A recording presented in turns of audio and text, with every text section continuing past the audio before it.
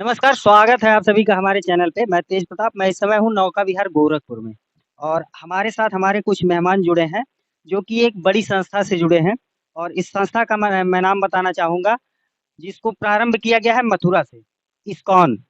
ISKCON को आप लोग भली-भाँति जान रहे होंगे और इनके हाथ में जो पुस्तक आप देख रहे हैं, ये भगवद गीता का यथारूप है।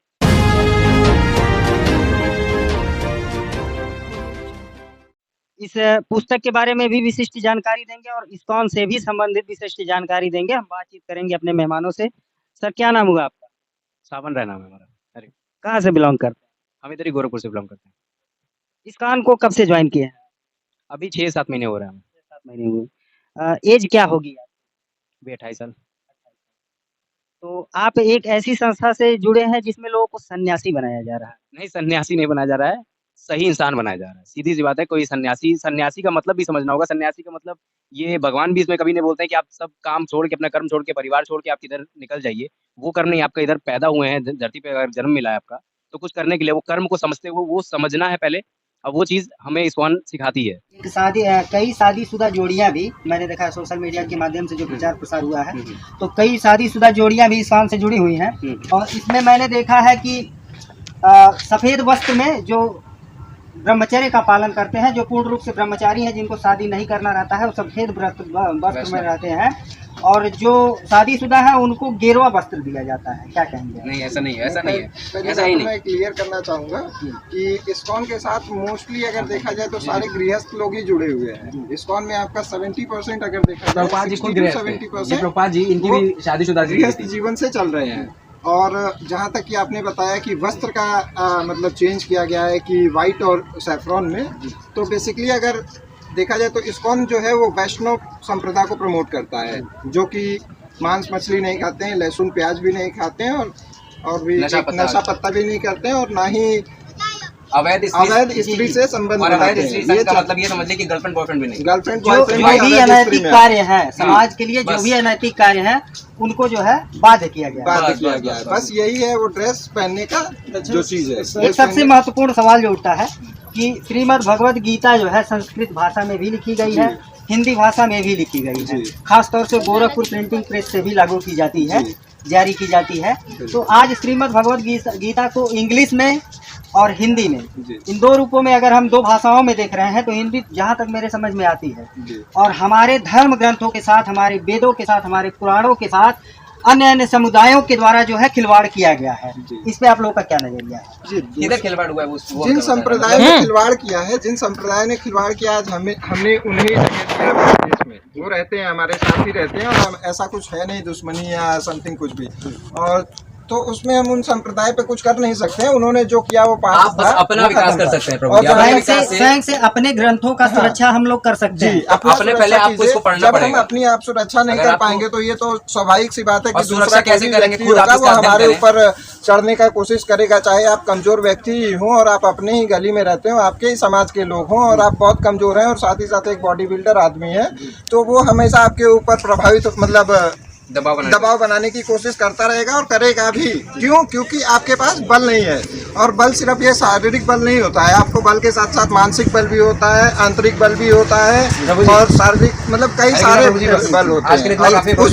उस बल को आपको बढ़ाना पड़ेगा। तो दोस्तों हम कुछ कीमती समय इन युवाओं का देखें, इनके टी शर्ट पे लिखा हुआ है श्री राधा। पूर्ण रूप से जो है राधे कृष्णा के रंग में जो है रम चुके हैं। हमारी शुभकामनाएं हैं इनके साथ और इस्कॉन से संबंधित कुछ प्रश्न हमारे जहन में चल रहे थे, तो हम कैमरा के माध्यम से, अपने चैनल के माध्यम से आप लोगों तक पहुंचाए हैं। और ये पुस्तक थोड़ा सा 2 मिनट संदेश देना चाहूँगा।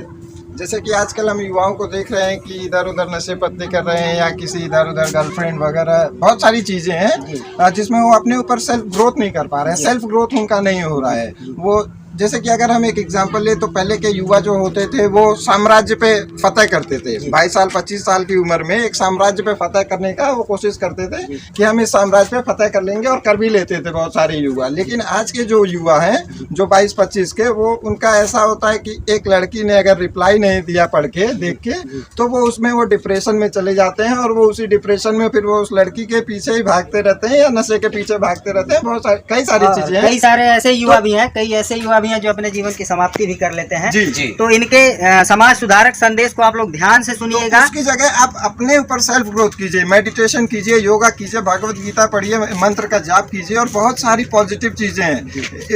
जब भी आप अपने ऊपर इन्वेस्ट करेंगे ना तो बहुत सारी लोग अपने आप आपकी तरफ आकर्षित होंगे। जैसे कि एक एग्जांपल कहा जाता है कि फूल जो है वो खुद खिलता है, वो उसको बटरफ्लाई को मतलब अट्रैक्ट नहीं करता है कि हमें बटरफ्लाई को अपने पास बुलाना है, नहीं, हमको फूल की तरह खिलना है। बटरफ्लाई जो तितलियां हैं वो अपने आप आपके पास आएंगी। तितलियों के रूप में आप पैसा भी देख सकते हैं, लड़कियां भी देख सकते हैं और बहुत सारी चीजें हैं। जो भी आप मायावाद में या जो भी आप अपने चाहते हैं, जो भी आप अट्रैक्ट करना चाहते हैं वो आप अट्रैक्ट कर सकते हैं। लेकिन उसको अट्रैक्ट करने के लिए पहले आपको फूल की तरह खिलना पड़ेगा, अपने शरीर को बनाना पड़ेगा, अपने मानसिक बल को बढ़ाना पड़ेगा, आंतरिक बल को बढ़ाना पड़ेगा।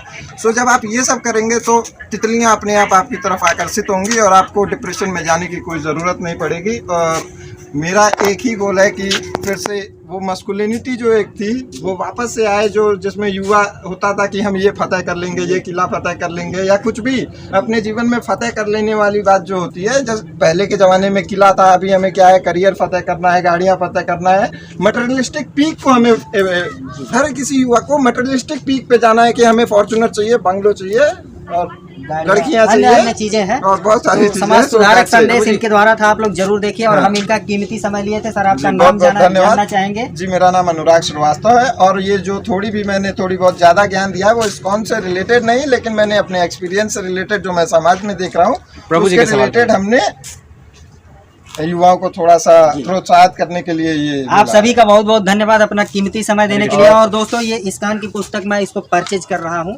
इसको परचेज ही कह सकते हैं। जी, परचेज कर रहा हूँ। और कीमत क्या होगी इसकी? इसकी 170 रुपीज़ प्रिंटिंग प्राइस है, प्रिंटिंग कॉस्ट है एक्चुअली। उसके बाद आप ऊपर से कुछ भी डोनेट कर सकते हैं, लेकिन एटलीस्ट 170 आपकी इसकी प्रिंटिंग कॉस्ट है।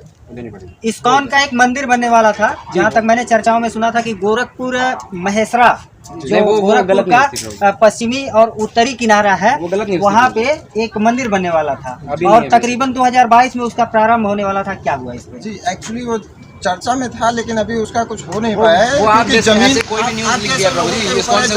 जमीन ढूंढ रहे हैं, जमीन अगर मिल जाएगा या हमारी संस्था को जमीन जैसे ही मिल जाएगा तो फिर संस्था वापस से उसमें मंदिर निर्माण का कार्य करेगी। प्रभु जी अभी के लिए क्षमा करते हैं, हम लोग को बहुत काम है। बहुत बहुत धन्यवाद, इनसे जुड़े थे हम और ये परचेज कर रहे हैं पुस्तक। जो भी अपडेट होगा आपको देंगे। ऑनलाइन भी खरीदना चाहे तो खरीद।